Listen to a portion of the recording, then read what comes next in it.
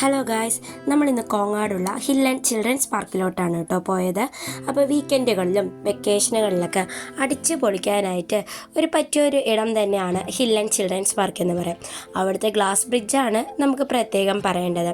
ഇതൊരു പ്രൈവറ്റ് പ്രോപ്പർട്ടിയാണ്, അതുകൊണ്ട് തന്നെ അത്രയും ഫെസിലിറ്റീസും കാര്യങ്ങളൊക്കെ അവരിവിടെ നമുക്ക് ഒരുക്കിയിട്ടുണ്ട്. നമ്മളിപ്പോൾ ഈവനിങ് ടൈമിലൊക്കെ വരികയാണെങ്കിൽ നല്ലൊരു സൺസെറ്റും വ്യൂ ഒക്കെയാണ് നമുക്ക് ഇവിടുന്ന് കിട്ടുക. അത്യാവശ്യം ഇത്തിരി ലോങ് ഒരു 150 മീറ്റേഴ്സാണ് നമുക്ക് ഈ ഗ്ലാസ് ബ്രിഡ്ജിന് വരുന്നത്.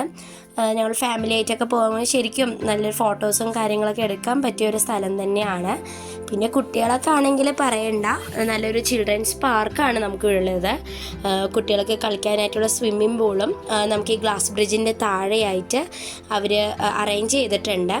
ഇതിനെല്ലാം നമുക്ക് സെപ്പറേറ്റ് ഫീസാണ് വരുന്നത്. ഒരാൾക്ക് ഇപ്പോൾ ഗ്ലാസ് ബ്രിഡ്ജിന് മാത്രമാണെങ്കിൽ 100 റുപ്പീസാണ് വരുന്നത്. എല്ലാ പ്രോപ്പർട്ടീസിലും നമുക്ക് കയറണം എന്നുണ്ടെങ്കിൽ ഒരു 300 ഉള്ളിലാണ് ഫീസ് വരുന്നുള്ളൂ.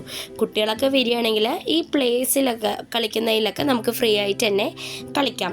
അതുപോലെ തന്നെ എന്തെങ്കിലും ചെറിയ പാർട്ടീസോ ഫങ്ഷൻസൊക്കെ നടത്താനായിട്ട് അടുത്ത് തന്നെ അവരുടെ ചെറിയൊരു ഹാളും അവർ ഒരുക്കിയിട്ടുണ്ട്.